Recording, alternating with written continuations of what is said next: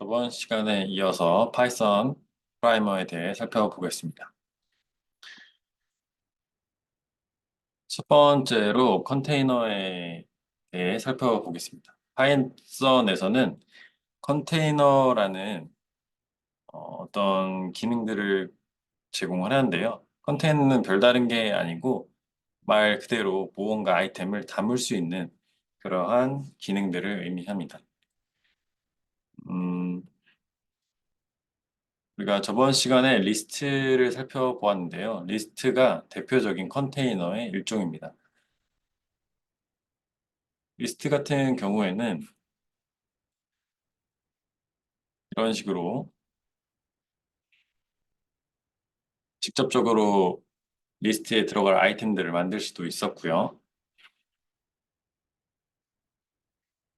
이런 식으로 리스트, 이니시에이터 혹은 펑션이라고 생각해도 되겠습니다. 를 불러서 이렇게 특정한 숫자들의 레인지로 리스트를 만들 수도 있었습니다. 그리고 리스트에서는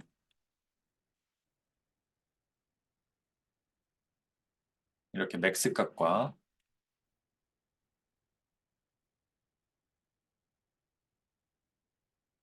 민 값을 뽑는 이런 기능들도 가능합니다. 그리고 리스트에 이런 길이를 뽑는 기능들도 가능했습니다. 그래서 이 어즈라는 리스트는 맥스 값이 11이고 그리고 민 값은 3이 되죠. 그리고 이 리스트는 5개의 아이템을 가지고 있으니까 이 리스트의 길이는 5가 됩니다. 이런 식으로 어떤 아이템들을 하나만 가지고 있는 게 아니라 하나만 가지고 있으면 보통 변수, 베리어블에 저장을 하고 여러 개의 변수들을 저장하거나 여러 개의 아이템들, 오브젝트가 될 수도 있고 변수가 될 수 있고 그런 것들을 저장할 때는 이제 컨테이너를 사용하는 거죠. 그러면 이 컨테이너들에서 대부분 비슷하게 사용할 수 있는 그런 기능인데요. 리스트 컴프레hension이라는 기능이 있습니다. 이건 어떤 기능이냐?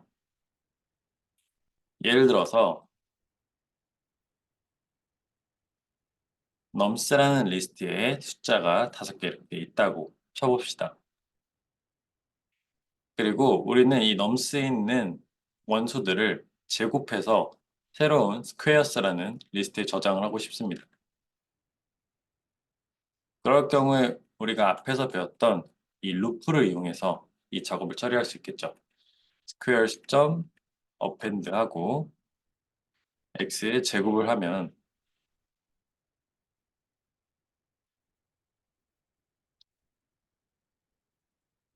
이 squares는 이 각각의 원소들이 제곱된 0의 제곱 0, 1의 제곱 1, 2의 제곱 4, 3의 제곱 9, 4의 제곱 16. 이 저장된 이 squares를 얻을 수가 있습니다. 그런데 이 작업을 조금 더 간단하게 할 수 있는 게 바로 리스트 컴프레hension입니다. 무슨 얘기냐?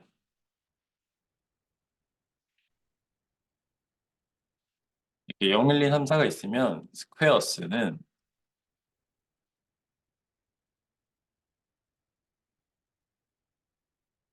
이렇게 간단하게 표현을 할 수가 있습니다.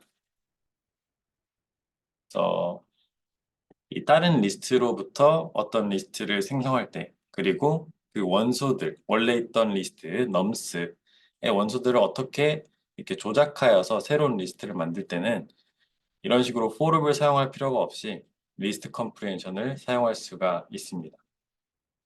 그리고 리스트 컴프레hension은 단순하게 이렇게 1대1 매칭이 되는 이런 리스트만 만들 수 있는 게 아닙니다.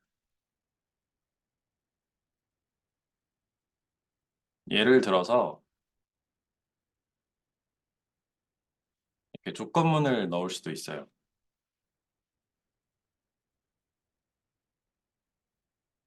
이 x를 나누는 나머지가 0일 때만 이 리스트에 넣어라 라는 식으로 이렇게 조건을 넣을 수도 있습니다.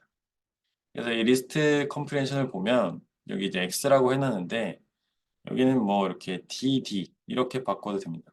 대신에 여기도 이러면 이제 DD가 define이 안 되었다 되어 있는데 어떤 DD냐 하면 이 nums 안에 있는 DD들에 대해서 이렇게 DD 제곱을 해라 하는 거죠.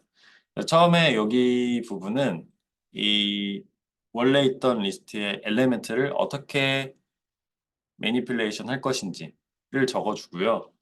그리고 이 엘리멘트들이 어디서 오는지 이 DD들은 넘스에 있는 DD들이다 라고 표현을 해줍니다. 그리고 세 번째로 이 조건은 넣어도 되고 안 넣어도 되는데 여기도 보면 이제 DD로 바꿔줘야겠죠. 이런 식으로 이 엘리멘트의 어떤 특정 조건이 만족될 때만 이 리스트에 넣어라 라는 것을 정의할 수가 있습니다. 이런 것을 이제 리스트 컴프리헨션이라고 하고요. 또 다른 예시를 하나 들어보면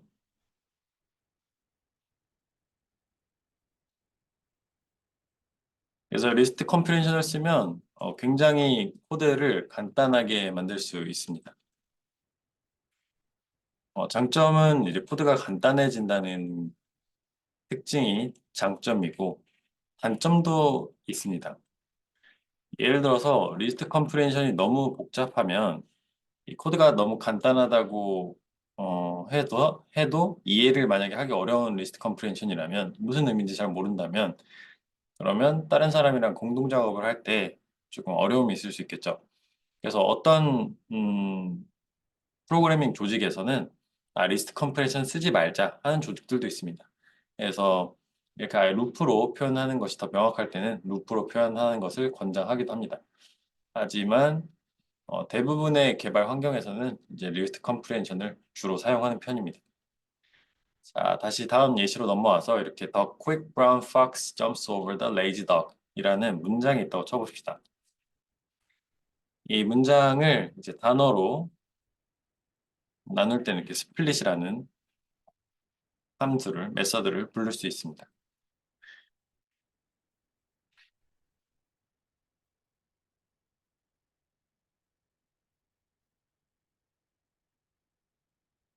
그리고 여기 각 단어의 랭스를 우리가 찾고 싶은데요. 그러면 이 각 월드에 대해서 이 월드가 더가 아니라면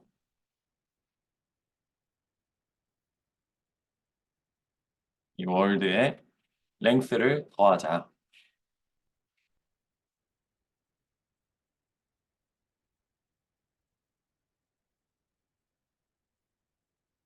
네, 이런 조작을 하고 싶다고 해봅시다. 네, 그러면 이제 이 더를 빼고서 각 단어들 quick은 5개의 캐릭터들로 이루어져 있고 브라운도 5개, 3개, 5개, 4개, 4개, 3개 이렇게 더는 스킵이 되었죠. 이런 식으로 우리가 리스트 포룹을 사용해서 새로운 월드 랭스라는 리스트를 만들었습니다. 그러면 이 과정을 리스트 컴프리hension을 이용하면 굉장히 간단하게 할 수 있죠. 어떻게 하죠?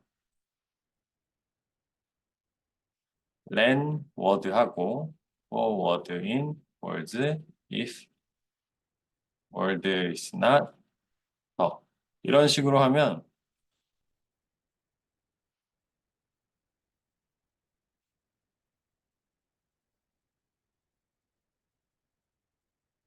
앞에와 똑같은 결과 얻을 수 있습니다. 그래서 이런 세 줄을 이제 네 줄이죠. 엄밀하게 말하면 네 줄을 이렇게 한 줄로 줄여서 표현할 수 있다.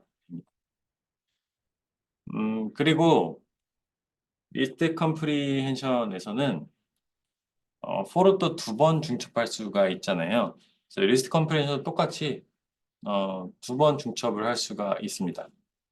무슨 얘기냐? 시퀀스 X가 있고 시퀀스 Y가 있다고 쳐봅시다. 그때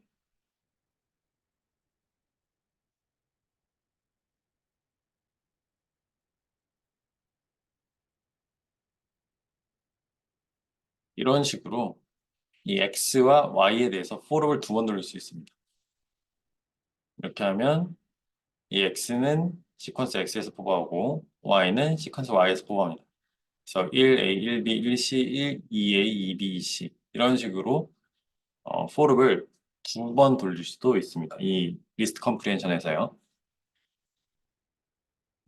그래서 이건 좀 더 풀어서 써보면 뭐 예를 들어서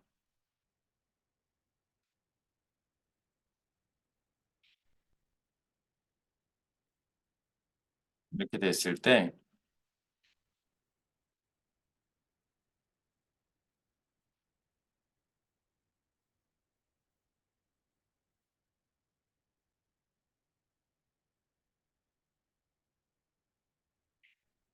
이런 식으로 이제 한 거죠. 이 두 루프를 이제 하나의 컴프리hension으로 표현한 겁니다. 물론 여기에도 뒤에 x와 y에 대한 조건문을 첨가할 수가 있습니다. 이런 것도 가능하고요.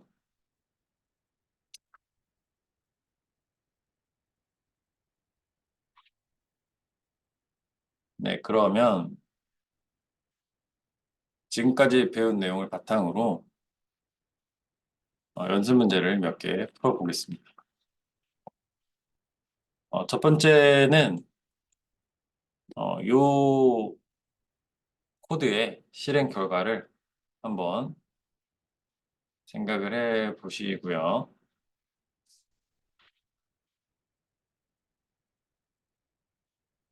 그리고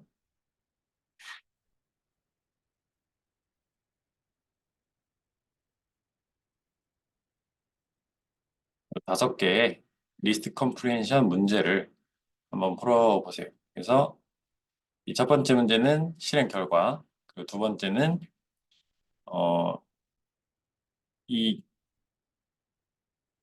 1부터 100까지 수 중에서 7로 나눠질 수 있는 수를 전부 찾는 리스트 컴프리헨션 문제인데 한 줄로 구현을 하는 겁니다. 네, 구현을 직접 혼자 해보고 다음 비디오에서 만나겠습니다.